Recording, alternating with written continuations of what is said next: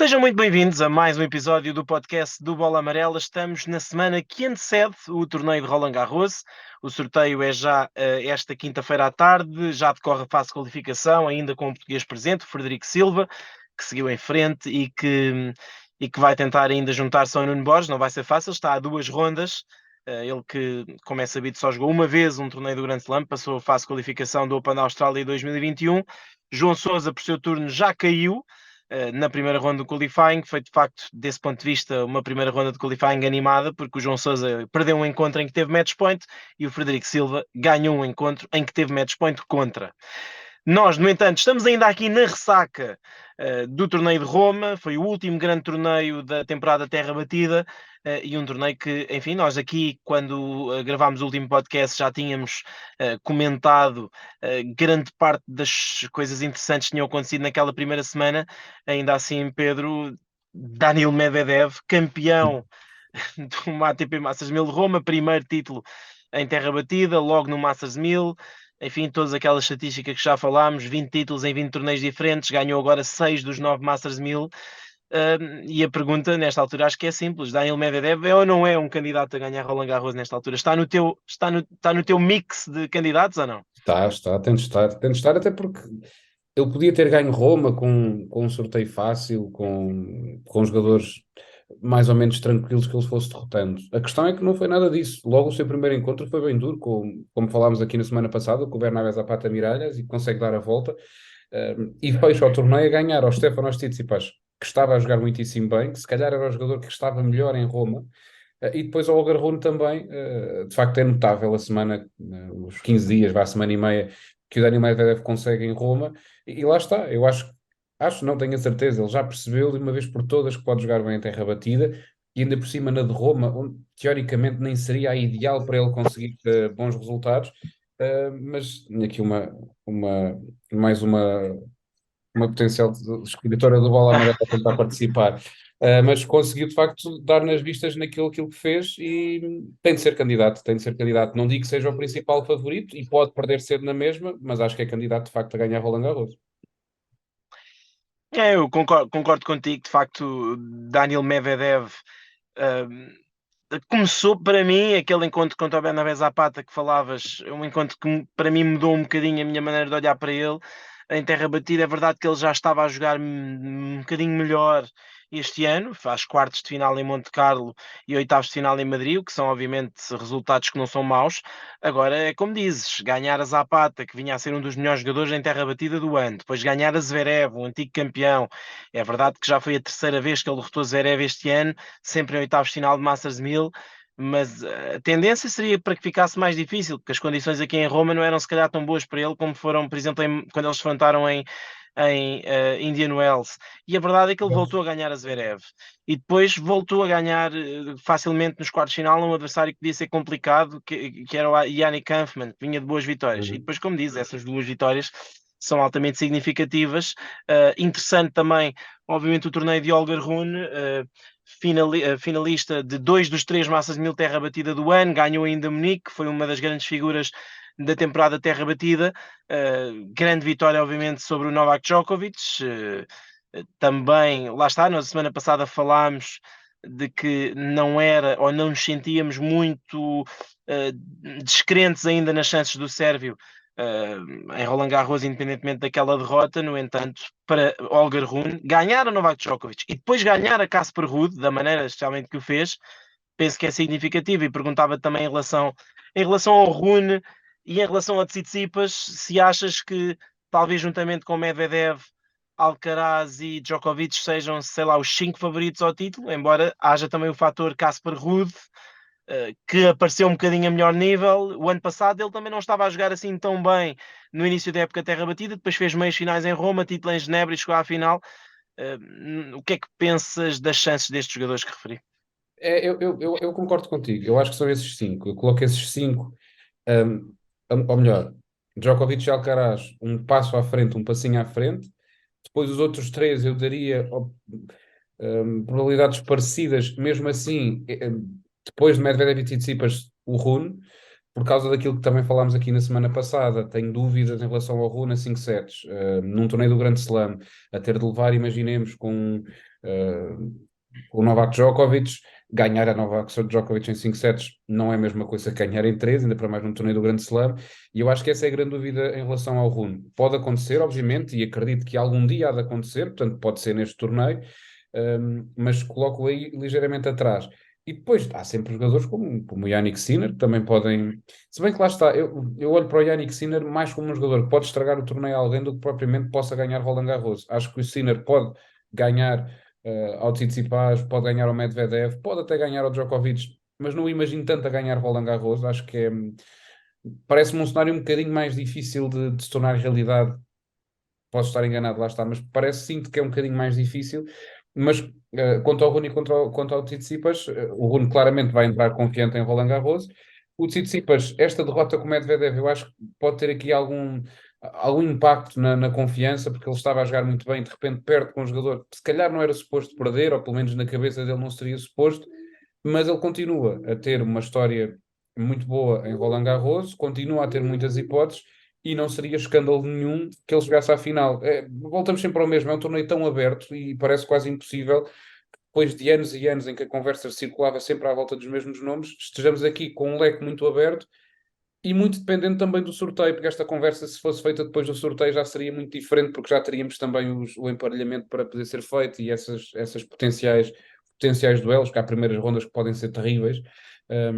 Mas acho que vai dar para ler um bocadinho melhor com o sorteio, porque o Medvedev, se ficar numa metade que não tenha, o Alcaraz não tenho de certeza, se também não tiver o Djokovic, aí começamos de facto a falar de uma clara hipótese que o Medvedev tem de chegar a meias finais ou à final mesmo, em Roland Garros.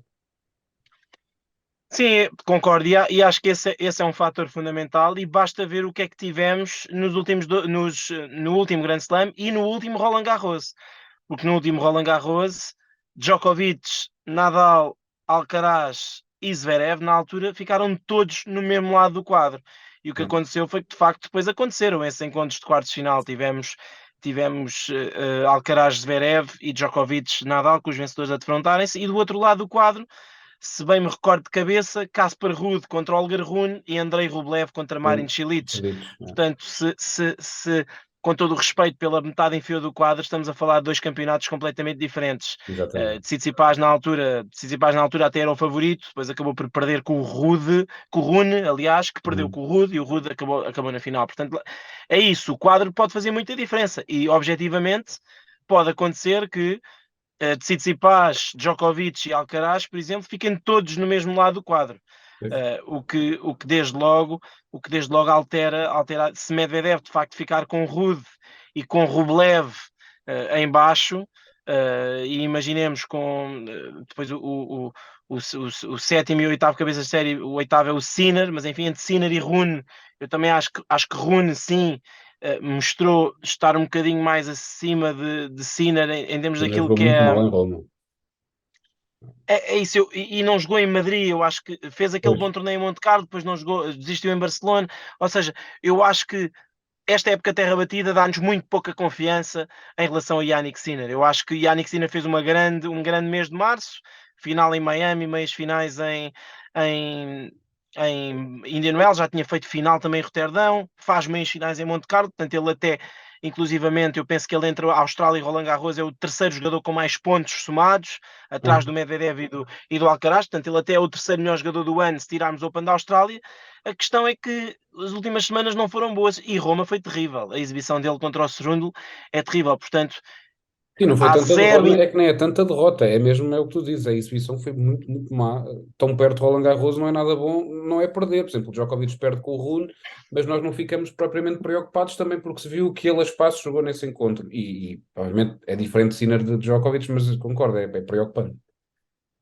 E há zero indicações de facto que nos apontem que Yannick Sinner vai chegar a Roland Garros e ganhar Roland Garros. É. Embora, como digas, seja o Roland Garros mais aberto dos últimos anos, porque o jogador que está em melhor forma, provavelmente à entrada do torneio, que é Carlos Alcaraz, nunca passou dos quartos de final, isso desde logo faz alguma diferença. Também nunca ganhou a um jogador como Novak Djokovic num torneio do Grande Slam a melhor de 5 sets. É verdade que eles também só se defrontaram uma vez e ele ganhou a única vez que se defrontou, mas lá está, tem algumas dificuldades em não havendo Nadal em apostar contra o Djokovic, Sim. porque estou convencido estou convencido que ele vai chegar a Roland Garros e vai jogar o seu melhor ténis. Agora, o melhor ténis de Djokovic chega para o melhor ténis de Alcaraz? Não sei se chegará, né? Tenho algumas Hoje em dúvidas, dia não porque de sei. facto, Carlos Alcaraz hoje em dia joga a um nível, ao seu melhor nível, joga a um nível que é muito difícil de ultrapassar. E lá está, são 20 anos, Djokovic tem 36. Há uma série de fatores que fazem com que, se defrontarem à melhor de 5 sets, as coisas possam cair para um lado por uma razão ou para o outro por outra razão. Portanto, eu acho que vai ser um torneio Roland Garros entusiasmante. Eu, sinceramente, se tivesse que escolher, eu preferia que o quadro fosse equilibrado, preferia que Djokovic e Alcaraz ficassem a metades opostas, porque eu acho que esse seria o cenário ideal para o torneio, seria os dois defrontarem-se na final. Portanto, se tivesse que escolher uma final, é óbvio que não envolvesse portugueses, seria obviamente entre Alcaraz e Djokovic, até porque, enfim, não se defrontam há mais de um ano, raramente se cruzam em torneios e isso agora cruzaram-se finalmente em Roma e nem um nem outro chegaram nem perto da final. Portanto, eu acho que desse ponto de E vista era preferível. era quase poético com o Nadal de É, fora ser a final entre os dois. sem dúvida, até porque seria uma final, como se sabe, daria para discutir o número um, embora nesta fase o Djokovic esteja um bocadinho atrasado, ficou sensivelmente 800 pontos abaixo no terceiro lugar do Alcaraz, até temos o Medvedev a 400, 500 pontos mais perto, e também na luta pelo número um, portanto a luta pelo número um em Roland Garros vai ser a 3, com Alcaraz a partir na frente, a precisar de basicamente fazer o mesmo resultado que os outros, mas com Djokovic e Medvedev na luta. Mas lá está, preferia de facto que o quadro fosse distribuído, ver o Rune de um lado, ver o Tsitsipas do outro, e ver o Djokovic na metade oposta ao Alcaraz, mas vamos ver. De facto, o sorteio pode toldar um bocadinho as nossas avaliações e, aliás, nós vamos fazer as habituais previsões para campeão no final da semana, na sexta ou no sábado, e estou em crer que as nossas previsões vão ser provavelmente influenciadas, quer no campeão, quer até nos Dark Horses, pelo sorteio, o que é perfeitamente normal. Por outro lado, Roma trouxe-nos também, no lado feminino, um torneio meio caótico. Enfim, a final a começar depois das 11 da noite, devido a toda a questão da chuva, uma final sem match point. Helena Rybakina ganhou 6 encontros, 3 deles por desistência das suas adversárias. A verdade é que ela estava a dar muita luta mais uma vez à Iga Swiatek quando ela desistiu. Ela só se lesionou, na verdade, já tinha o segundo set praticamente perdido e acabou campeã de um WTA 1000 em terra batida. Portanto, se dúvidas havia, Helena Rybakina pode jogar também em terra batida. Já sabemos que pode jogar em relva, é campeã de Wimbledon. Já sabemos que pode jogar em piso rápido, ganhou o Indian Wells e chegou à final do Open da Austrália. Perguntar-te se ela tem que ser considerada, obviamente, como candidata ao título em Roland Garros. Este ano não vai ser um passeio para a Iga, não é? Eu acho que é uma história que acaba por ser parecida com a do Medvedev, não tão extrema, porque já sabíamos que a Rybakina conseguia de facto ter bons resultados em terra, mas é parecida na medida em que é uma vitória muito importante em termos de confiança para aquilo que será Roland Garros.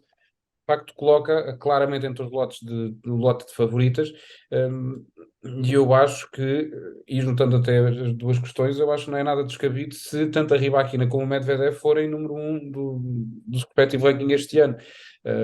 Seria curioso isso acontecer, mas é interessante o paralelismo. É verdade que é um torneio atípico para a Rybakina pela maneira como foi vencendo os encontros, mas ela não tem culpa disso, ainda para mais numa cidade onde ela diz que costuma ser mais difícil por causa da questão dela das alergias. A chuva ajudou porque baixou as alergias e ajudou a lidar um bocadinho melhor com as condições, mas tudo isso é importante para ela. O que ela faz contra a IGA é muito importante, mesmo que depois tenha havido a desistência, mas o que ela faz certamente dá-lhe muita confiança. E tal como também já tínhamos dito, não acho que de todo Roland Garros vai ser um passeio, acho que vai ser um torneio não tão aberto como o masculino. Acho que vai ser entre as três, entre o Big Three feminino de hoje em dia, mas com alguma vantagem para a IGA, mas já não lhe dou uma vantagem tão grande quanto isso. Acho que as margens estão muito mais próximas. Não sei se concordas, se ainda metes a IGA uns bons passos à frente, mas a mim parece-me estar tudo muito mais próximo.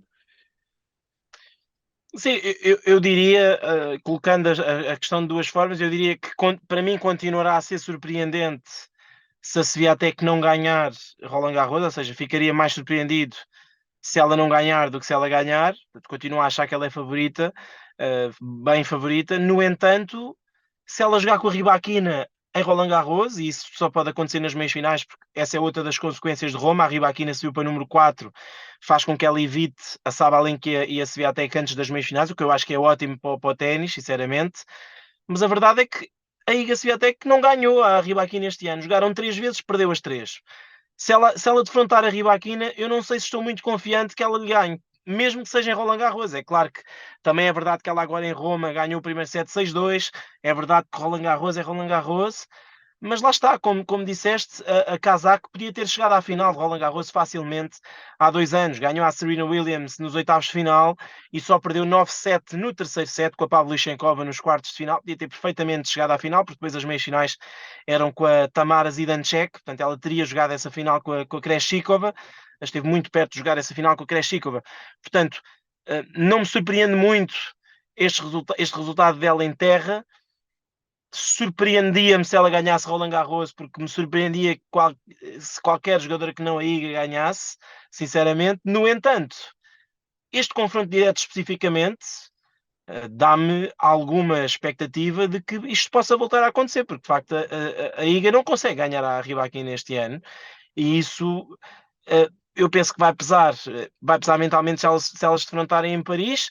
É preciso também perceber como é que a placa está em termos físicos, se esta lesão é ou não é grave, Pois parece que também é não uma é. questão, não é? Exato.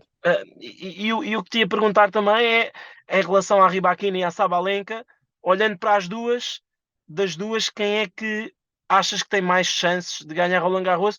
Eu acho que por esta questão do confronto direto, eu acho que a Kazakh tem mais chances, embora a Sabalenka também tenha ganho a Iga em Madrid. É, eu acho que é por aí, porque é um bocadinho o efeito que também se viu no encontro entre o Rune e o Rude, porque nós considerámos o Rune claramente favorito a vencer esse duelo, mas o Casper Ruud não o ganhou quase por acaso, porque e depois o Rune admitiu que pesou o confronto direto, e isso é de facto algo que está na cabeça dos jogadores, e eu concordo em absoluto contigo nessa visão de que a Rybakina de facto tem mais possibilidades por causa dessa questão do confronto direto. A Sabalenka, lá está, isto também vai depender muito do quadro que ela tiver, mas num hipotético duelo entre a Sabalenka e a Swiatek na final, eu acho que aí a Swiatek é de facto muito favorita e acho que a Sabalenka, mesmo que já tenha um título Grande Slam, aí pode pesar-lhe a ela o facto de estar em Roland Garros contra aquela que é a rainha da terra batida hoje em dia. Por outro lado, o que isto pode jogar tudo bem, neste caso a favor da Sabalenka, e ela deve estar a torcer por isso, eu imagino, é que a Rybakina cai no lado da Iga Swiatek, talvez para eliminar a polaca, e a Sabalenka de certeza que prefere jogar com a Rybakina do que com a Swiatek na final. Portanto, não é impossível termos essa final, mas diria que por essa questão, a Rybakina aí um passinho à frente por causa da questão do confronto direto, a não ser que haja alguma surpresa, porque nós estamos aqui com esta teoria toda, e se for preciso, depois há um escândalo qualquer e tudo isto cai por terra. Sim, é isso. A Arina Sabalenka nunca foi muito bem sucedida em Roland Garros, e no ano passado ela perdeu com a Geórgia, se não estou em erro, na terceira ronda. E depois lá está, há outras jogadoras que têm naturalmente aspirações, nomeadamente uma jogadora que já ganhou Roland Garros e que está a jogar muito bem, que é a Helena Ostapenko, fez um bom torneio em Roma, está a top 10 da Race. Eu acho que tem dado indicações positivas. E pronto, depois do top 10, de facto, há jogadoras que têm sempre que ser tidas em conta, embora não estejam em grande forma. Um bocadinho também o caso da Jessica Pegula, que fez uma época terra batida um bocadinho desapontante, mas que é uma jogadora que tem que ser tida em Já conta. A ganhou a Maria Iga este Saca, ano e bem. exatamente. A Maria Sakkari é sempre muito consistente. Enfim, vamos ver o que é que o torneio feminino pode trazer de surpresas. A Bárbara Krejcikova também, obviamente, que teve ali uma boa fase na época, mas que fez uma época terra batida um bocadinho desapontante, mas que em Roland Garros já sabe o que é ganhar, em singulares, em pares. Mas de facto concordava com a tua análise. Acho que vejo difícil, vejo difícil a lista de campeãs sair dessas três, porque também, sinceramente, continuo a ver muito difícil a Iga perder em Roland Garros. Eu acho que é uma hipótese, obviamente, maior do que foi o ano passado, especialmente, como disse, se ela apanhar uma dessas duas jogadoras, em especial a Helena Rybakina, porque Nina não lhe ganhou este ano e isso tem que pesar. Mas lá está, é difícil imaginar a Iga a perder para uma jogadora qualquer que não seja essa, e se ela não perder para uma jogadora qualquer que não seja essa, é sinal que vai ganhar o torneio, porque ela só pode perder com uma jogadora dessas, ou na meia-final ou na final. Portanto, sim, muito curioso, mas por outro lado também muito entusiasmado pela possibilidade de eventualmente, num torneio de Roland Garros que parece mais fechado, poder haver uma surpresa, que foi o que aconteceu ano passado. Se bem te lembras, dizíamos, a favorita é a Iga, mas a segunda é a 11 Jabeur. E a 11 Jabeur ao domingo, à hora do almoço, já estava eliminada. Perdeu no primeiro encontro do domingo com a Diane Parry. Portanto, é isso. Estou entusiasmado porque acho que vai ser um Roland Garros feminino também interessante. Curiosamente menos aberto do que o masculino, mas as surpresas no feminino, por outro lado, a ideia que temos é sempre que acontecem mais facilmente, até porque elas jogam à melhor de 3 sets. É um bocadinho por aí. Tá, isto aqui não é fácil, deste lado. Aqui, anda aqui a aparecer, para as pessoas te verem. Está Uma em futura grande campeã de forma. Roland, uma futura campeã de Roland Garros. Mas é por aí. Vai ter que colo. Acho que de facto pode haver mais surpresas. Poderia, em teoria, haver mais surpresas no torneio feminino, mas depois o torneio parece mais fechado em termos de candidatos.